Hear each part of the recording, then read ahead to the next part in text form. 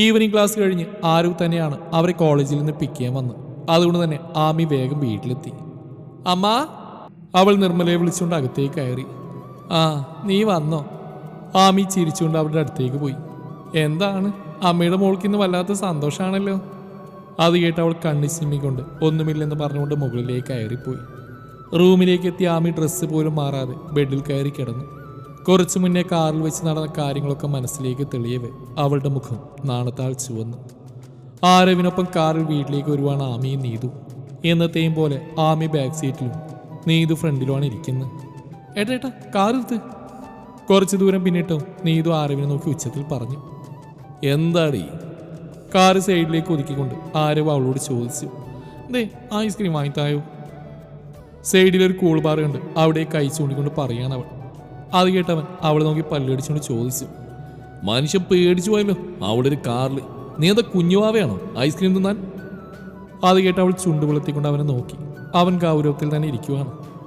ഇതൊക്കെ കണ്ട് പുറത്തേക്ക് വരുന്ന ചിരി ഒതുക്കി പിടിച്ചിരിക്കുവാണ് ആമി. ദാ പോയി വാങ്ങി വാ. ആരവ് തൻ്റെ പേഴ്സിൽ നിന്ന് കാശ് എടുത്ത് നീതുവിൻ്റെ നേരെ നീട്ടിക്കൊണ്ട് പറഞ്ഞു. അവൾ വേഗം അത് വാങ്ങി ഡോറിൽ നിന്ന് പുറത്തേക്ക് ഇറങ്ങിപ്പോയി. ആമി അവൾ പോയ വഴിയെ നോക്കിയിരിക്കുവാണ്. ഇത്തിരി നേരത്തിന് ശേഷം നോട്ടം മാറ്റി മുന്നോട്ട് നോക്കി ആമി കണ്ടത് തലൽപ്പം പുറകിലേക്കായി ചരിച്ച് തന്നെ നോക്കിയിരിക്കുന്ന ആരവിനെയാണ്. അത് കണ്ട് ഒരു പിടച്ചിലോട് അവൾ മുഖം കുനിച്ചിരുന്നു. ആമി, അവൻ്റെ വിളിയിൽ മുഖമുയർത്തി നോക്കാതിരിക്കാൻ അവൾ കഴിഞ്ഞില്ല. എന്താ വേണ്ടേ, ഒന്നും മിണ്ടാത്തെ? അവൾ ചെറുചിരിയോടെ ഒന്നും മിണ്ടാതെ മുഖം കുനിച്ചെന്നെ ഇരുന്നു.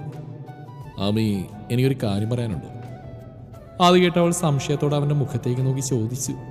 എന്താ? വീട്ടുകാരെയും കൂട്ടി ഞാൻ വരട്ടെ തൻ്റെ വീട്ടിലേക്ക്? തന്നെ എനിക്ക് തരുമോയെന്ന് ചോദിക്കാൻ. ആമി അവിശ്വസനീയതയോടെ അവനെ നോക്കി. അത് കണ്ട് അവൻ കണ്ണു ചിമ്മി കാട്ടി. ആമി നിറഞ്ഞ ചിരിയോടെ അവനെ നോക്കി. അപ്പോഴേക്ക് നീതു വന്നിരുന്നു. അവൾ വന്നതും ആമി പുറത്തേക്ക് നോക്കിയിരുന്നു. വീടെത്തുന്നവരെ അവൻ്റെ കണ്ണുകൾ മിറർ വഴി അവളിൽ തന്നെ ആയിരുന്നു. അത് അവളിൽ ഒത്തിരി ഒത്തിരി സന്തോഷം നിറച്ചു. ഒരു പുൻചിരിയോടെയാണ് അവളെല്ലാം ഓർത്തെടുത്ത്. വീട്ടുകാരെയും കൂടി ഞാൻ വരട്ടെ തൻ്റെ വീട്ടിലേക്ക്? തന്നെ എനിക്ക് തരുമോയെന്ന് ചോദിക്കാൻ. ആരവിൻ്റെ വാക്കുകൾ പിന്നെയും പിന്നെയും ഓർമ്മയിൽ വന്നു. അവൾ മനസ്സ് നിറഞ്ഞ് പുഞ്ചിരിച്ചു. തൻ്റെ പ്രണയം തനിക്ക് സ്വന്തമാവാൻ പോവുകയാണെന്ന ചിന്ത അവൾ ആനന്ദത്തിൽ ആഴ്ത്തി. പിറ്റേന്ന് ആമി കോളേജിൽ പോയി കഴിഞ്ഞതും നിർമ്മല രാഗിയും കൊണ്ട് അവർ പറഞ്ഞ സ്ഥലത്തേക്ക് ഇറങ്ങി. വീട്ടിൽ നിന്ന് കുറച്ചധികം ദൂരമുണ്ടായിരുന്ന അവിടേക്ക് ഒരു കൊട്ടാരം പോലുള്ള ഇരുനില വീടിന് മുമ്പിലാണ് അവർ പോയി നിന്നത്. വീട് കണ്ടാൽ തന്നെ അറിയാം അവിടെ താമസിക്കുന്നവർ എത്ര വലിയ ആളുകളാണെന്ന്. വാ, നമുക്ക് അകത്തേക്ക് പോവാം.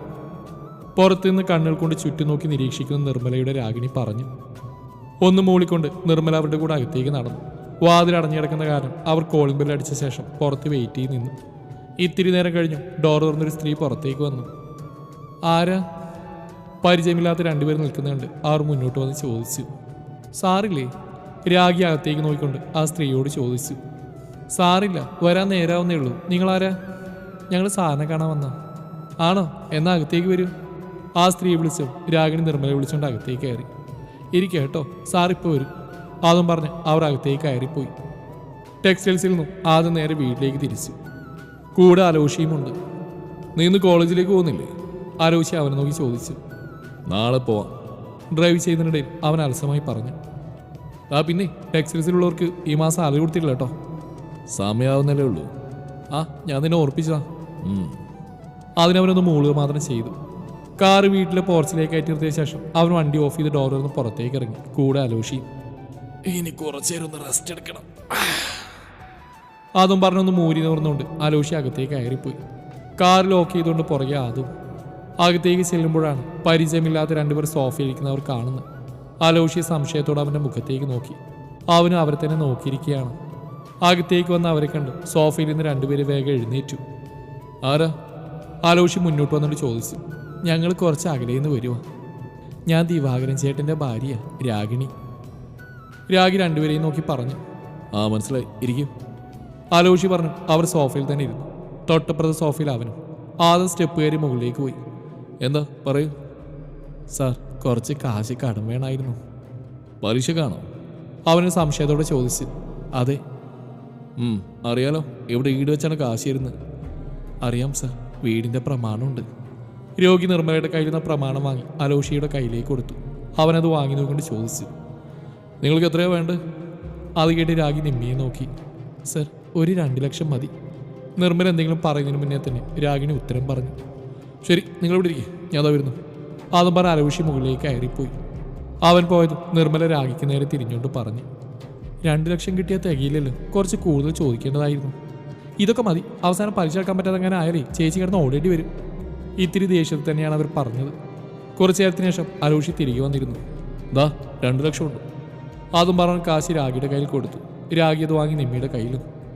അറിയാലോ പലിശയുടെ കണക്കൊക്കെ? അറിയാം സാർ. രാഗിണിയെ പറഞ്ഞു. നിമ്മി അവൻ്റെ അടുത്തേക്ക് വന്നുകൊണ്ട് പറഞ്ഞു, ഞാൻ പെട്ടെന്ന് തന്നെ തന്നു തീർത്തോളാം സാർ. അത് കേട്ട് അവൻ ചെറുതായി ചിരിച്ചുകൊണ്ട് പറഞ്ഞു, ആയിക്കോട്ടെ. കാശി കയ്യിരുന്ന ബാഗിൽ വെച്ചുകൊണ്ട് അവർ പുറത്തേക്ക് പോകാൻ ഇറങ്ങി. നീ എന്നെയും കൂടി ഇത് എവിടെ പോവാ? ആമിയുടെ കൈ പിടിച്ച് എങ്ങോട്ടോ നടക്കുവാണ് നീതു. കുറേ നേരം കൊണ്ട് ആമി ചോദിക്കുന്നു, എങ്കിലും അവളൊന്നും പറയുന്നില്ല. എൻ്റെ പെണ്ണെ, നമുക്ക് ഈ കോളേജൊക്കെ ഒന്ന് ചുറ്റി കറങ്ങാന്നേ. ആമിയെ നോക്കി ചിരിച്ചുകൊണ്ട് നീതു അവളുടെ കൈയും പിടിച്ച് നടന്നു. രണ്ടുപേരും കൂടെ നടന്ന് അവിടെ മൊത്തം കാണുവാണ്. ആമിയോട് എന്തോ പറഞ്ഞ് ചിരിച്ചുകൊണ്ട് മുന്നോട്ട് നടന്ന് അവൾ ആരുമായ കൂട്ടിയിടിച്ചു. അലൗഷിയായിരുന്നത്. എന്നാൽ അവൾ താഴേക്ക് വീഴുന്നതിന് മുമ്പേ ആമിയോടെ പിടിച്ചു നിർത്തി. എവിടെ നോക്കിയിട്ട് കോപ്പി നടക്കുന്നേ? അവൻ അവൾക്ക് നേരെ ചേറി. അത് കേട്ട് ആദ്യം അവളൊന്ന് ഞെട്ടി, എങ്കിലും പിന്നെ പറഞ്ഞു, സോറി, ഞാൻ കണ്ടില്ല. 2 ഉണ്ട കണ്ടിട്ടല്ലോ, എന്നിട്ട് നീ കണ്ടില്ലേ? അത് കേട്ട് അവളുടെ ചുണ്ടുകൾ കൂർത്തു വന്നു. അല്ല, ഈ പറഞ്ഞ ഇയാൾക്കുള്ളിൽ 2 ആനക്കണ്ണ്. ഡേഡി പുല്ലേ. അവളോട് ദേഷ്യത്തിൽ പിന്നെ എന്തോ പറയാൻ വന്നു. അപ്പോഴാണ് അടുത്തേക്ക് നാമി അവൻ കാണുന്നു. അവളെ കണ്ടതും അവൻ്റെ മുഖം ഇടുന്നു. ശേഷം അവളോട് ചോദിച്ചു, കുട്ടിയുടെ ആരാ ഇവള്? ഫ്രണ്ടാ. എൻ്റെ പൊന്നു പെങ്ങളെ, ഈ ആറ്റമോമിൻ്റെ കൂടെ നടന്നാലേ തൻ്റെ ജീവിതം കൂടെ തൊലയും. അതുകൊണ്ട് വേഗം ഓടി രക്ഷപ്പെട്ടോ. ആമിയെ നോക്കി പറഞ്ഞുകൊണ്ട് അവൻ നീതുവിനെ നോക്കി പുച്ഛിച്ചുകൊണ്ട് അവിടെ നിന്ന് നടന്നു നീങ്ങി. ഇയാളെ ഞാനിന്ന്. അതും പറഞ്ഞ് അവൻ്റെ പുറകെ പോകാൻ നിന്ന് അവളെ ആമി പിടിച്ചു വലിച്ച് മുന്നോട്ട് നടന്നു. എന്നാൽ കുറച്ചു ദൂരം പിന്നിട്ട ശേഷം അവനും തിരിഞ്ഞു നോക്കി. ആമിയുടെ കൂടെ നടന്നു പോകുന്ന അവളെ കാണുക അവൻ്റെ ചുണ്ടിലൊരു പുഞ്ചിരി വിരിഞ്ഞു. അപ്പം നീ അവളെ കെട്ടാൻ തീരുമാനിച്ചോടാ? ആരവും ഫ്രണ്ട്സും ദിനേശിൻ്റെ വീട്ടിലിരിക്കുകയാണ്. കോളേജിൽ വെച്ച് ആദവിനെ കണ്ട കാര്യവും ഇന്നലെ ആമിയോട് പറഞ്ഞ കാര്യങ്ങളും ആരവ് അവരോട് പറഞ്ഞു. എല്ലാം കേട്ട് കഴിഞ്ഞ സാഗർ ചോദിച്ചു, വേണം, അറ്റ്ലീസ്റ്റ് 2 വീട്ടുകാരും ചേർന്ന് കല്യാണം ഉറപ്പിച്ചു വെക്കെങ്കിലും വേണം. അവനെ കോളേജിൽ വെച്ച് കണ്ടോണ്ടാണ് നീ ഇത്ര തിടുക്കപ്പെട്ട് കല്യാണം മുന്നോട്ടുണ്ടോയെന്ന്? പേടിച്ചിട്ടൊന്നല്ല, പക്ഷെ അവളെ എനിക്ക് നഷ്ടപ്പെടുത്താൻ കഴിയില്ല, അതുകൊണ്ട് മാത്രം. അവൻ അവരെ വല്ലാത്തൊരു ഭാവത്തിൽ നോക്കി പറഞ്ഞു. ഇനി അവൻ ആ കോളേജിലെ സാറങ്ങാനാണോടാ? ജിബിനൊരു സംശയത്തോടെ ചോദിച്ചു.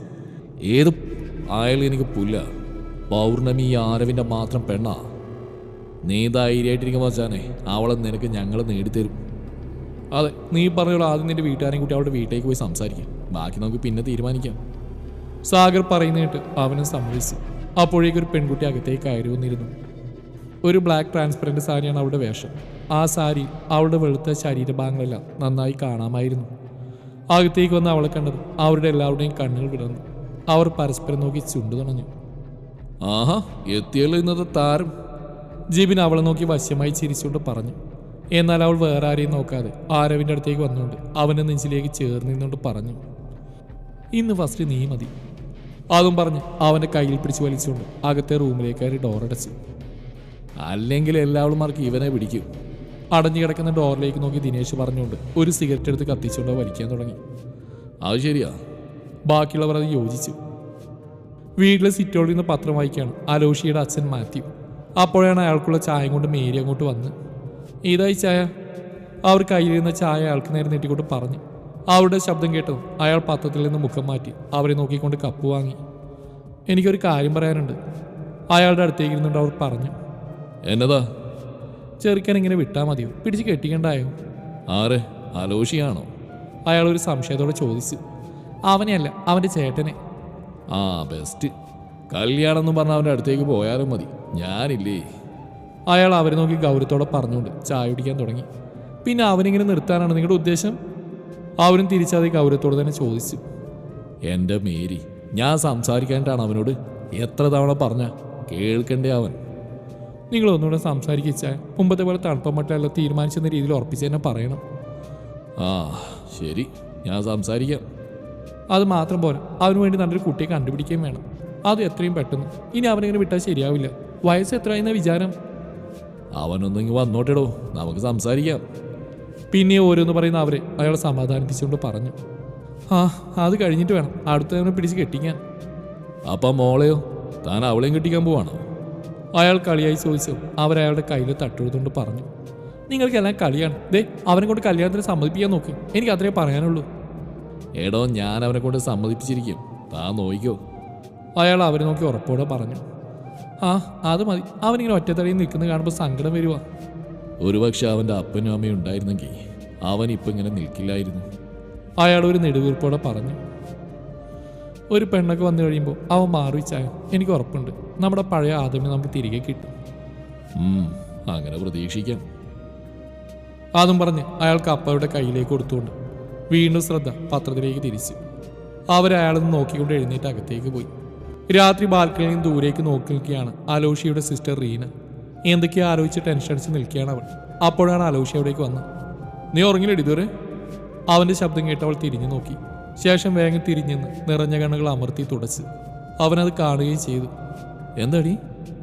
അലോഷി അവളുടെ അടുത്തേക്ക് വേഗത്തിൽ വന്നിട്ട് ചോദിച്ചു. ഒന്നുമില്ല ചായ. അവൾ ഒഴിഞ്ഞു മാറാൻ നോക്കിയെങ്കിലും അവൻ അവളോട് ദേഷ്യപ്പെട്ടു. കാര്യം പറയടി. അവൻ്റെ ദേഷ്യത്തിൽ അവളൊന്ന് ഭയന്നു. ഈ ചായ അത് ഞാനിന്ന് ഫ്രണ്ടിൻ്റെ കൂടെ ഷോപ്പിൽ പോയിട്ട് വരുന്ന വഴിക്ക് ഫുഡ് കഴിക്കാൻ റെസ്റ്റോറൻറ്റ് കയറി. അവിടെ വെച്ച് അത്രയും പറഞ്ഞ് അവൾ അവനെ നോക്കി. അവൾ പറയുന്നത് ശ്രദ്ധിച്ച് കേൾക്കുവാണ്. അവിടെ വെച്ച് കുറച്ച് പേരെന്നെ ശല്യം ചെയ്തു. അതുമാത്രമല്ല, ഞാൻ ദേഷ്യപ്പെട്ടപ്പോൾ അവരെന്നെക്കുറിച്ച് വേണ്ടാത്ത രീതിയിലൊക്കെ കമൻറ്റ് പറഞ്ഞു. ഒരുപാട് വൃത്തിയേടും. അതും പറഞ്ഞ അവൾ നിറഞ്ഞ കണ്ണുകൾ തുടച്ചു. എന്നാൽ ഇതൊക്കെ കേട്ട് അലോഷിയുടെ മുഖം വലിഞ്ഞു മുറുകി. നീ പേടിക്കണ്ട, ഇനി അവരെ കണ്ട തിരിച്ചറിയോ? അറിയാട്ടാ. ഏത് റെസ്റ്റോറൻറ്റിലാണ് നീ പോയത്? മോള് പേടിക്കണ്ട, പോയി കിടന്നുറങ്ങി. ശരി ചായ. അതും പറഞ്ഞ അവൾ അകത്തേക്ക് കയറിപ്പോയി. അലോഷി തൻ്റെ റൂമിലേക്ക്. പിറ്റേന്ന് തന്നെ അലോഷി ആദ്യമിനോട് കാര്യം പറഞ്ഞിരുന്നു. കാര്യം പറഞ്ഞു അവൻ്റെ സ്വഭാവം മാറി. പിന്നെ ഒരു നിമിഷം പോലും കളയാതെ അവൻ റീന പറഞ്ഞ റെസ്റ്റോറൻറ്റിലേക്ക് പോയി. കൂടെ അലോഷി. അവിടെ പോയി കടയുടമയോട് സംസാരിച്ച് CCTV വിഷ്വൽസ് വഴി ആരാണെന്ന് പിടിച്ച് അതിൽ തെളിഞ്ഞ വ്യക്തിയുടെ മുഖം കാണുകയും രണ്ടുപേരുടെയും മുഖം വലിഞ്ഞു മുറുകി. ദേഷ്യത്തിൻ്റെ അങ്ങേ തലക്കിലായിരുന്നു ആദം. അലോഷി ഫോണെടുത്ത് റീനയുടെ വാട്സാപ്പിൽ ഒരു ഫോട്ടോ അയച്ചു കൊടുത്തു. അത് സീനാവാത്തിനാൽ ഉടൻ തന്നെ അവൻ അവളെ ഫോൺ ചെയ്തു. എന്താ ചായ? നിന്റെ വാട്സാപ്പിൽ ഞാനൊരു ഫോട്ടോ അയച്ചിട്ടുണ്ട്, നീ അത് നോക്കിയേ. ഓക്കെ ചാ, ഒരു മിനിറ്റ്. അതും പറഞ്ഞ അവൻ സെൻഡ് ചെയ്ത ഫോട്ടോ നോക്കി. ഈ ചായ ഇത് അത് തന്നെയാണ് ആള്? ആ, ഇയാളുണ്ടായിരുന്നു. ശരി. അതും പറഞ്ഞ ഫോൺ വെച്ച് ശേഷം ആദവിനെ നോക്കി അദ്ദേഹം തലയാട്ടി. കയറടാ. അലോഷിയെ നോക്കി ദേഷ്യത്തിൽ പറഞ്ഞുകൊണ്ട് അവൻ ഡ്രൈവിംഗ് സീറ്റിലേക്ക് കയറി. നിമിഷ നേരം കൊണ്ട് അവൻ്റെ വാഹനം അവിടുന്ന് പൊടി പറത്തി പോയിരുന്നു. പതിവ് പോലെ ആരോ ഫ്രണ്ട്സ് അവിടെ സ്ഥിര സ്ഥലത്ത് ഒത്തുകൂടിയിരിക്കുകയാണ്. എല്ലാണ്ണവും ബോധമില്ലാതെ അവിടെ എവിടെ കിടക്കുന്നുണ്ട്. പുറത്ത് കോളിമ്പലടിക്കുന്ന സൗണ്ട് കേട്ട് ആരോ അടുത്തിറങ്ങുന്ന സാഗരം തട്ടി വിളിച്ചു. പുറത്താരാ വന്ന്, പോയി നോക്ക്.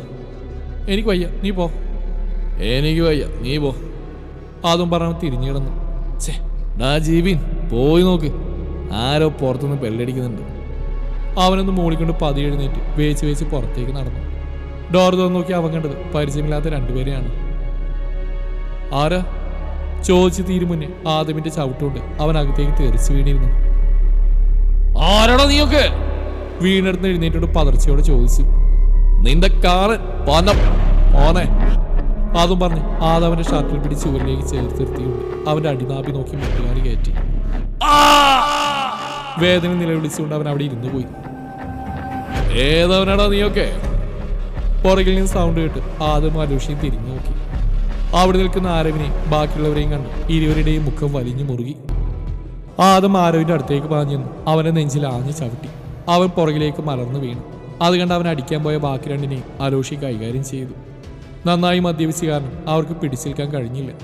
ആദം ആരവിനെ നന്നായി പെരുമാറി. അവൻ്റെ കൈ പുറകിലേക്ക് തിരിച്ചടിച്ചു. നടുവിൽ പഞ്ചാരിമേള തന്നെ അവർ നടത്തി. ഇതിനോടകം തന്നെ എല്ലാം എഴുന്നേൽക്കാൻ വയ്യാത്ത രീതിയിൽ അവശയായിരുന്നു. ഇതെന്തിനാണെന്ന് മനസ്സിലായടാ പാന്ന മക്കളെ? ആലോഷി അതും പറഞ്ഞു ഫോണിൽ അവൻ അനിയത്തിയുടെ ഒരു പിക്ക് കാണിച്ചു കൊടുത്തു. അത് കണ്ട് ഞെട്ടിക്കൊണ്ട് അവർ പരസ്പരം നോക്കി. ഇവളെൻ്റെ അനിയത്തിയാ? ഇവളെ നീയൊക്കെ ശല്യം ചെയ്തിനാ ഇതൊക്കെ? അത്രയും പറഞ്ഞ് അവൻ ആദമിൻ്റെ മുഖത്തേക്ക് നോക്കി. അവൻ്റെ മുഖത്തെ കോപം ഇപ്പോഴും അടങ്ങിയിട്ടില്ലെന്ന് കണ്ടാൽ തന്നെ മനസ്സിലാവും.